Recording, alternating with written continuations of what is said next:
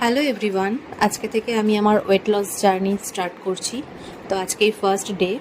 প্রথমেই সকালবেলা ঘুম থেকে উঠে মেথি আর মৌরি ভেজানো জল খেয়ে নিয়েছি।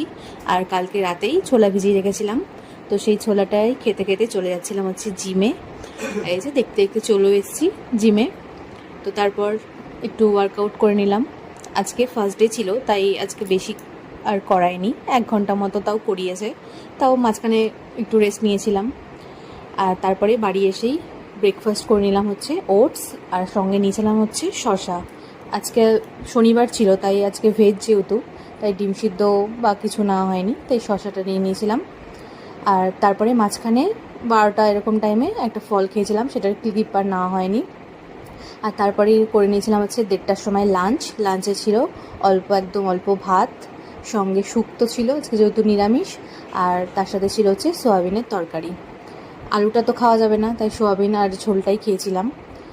আর তারপরেই লাঞ্চ করার ঠিক 2-2.5 ঘন্টা পরে খেয়ে নিয়েছিলাম হচ্ছে 1 বাটি টক দই।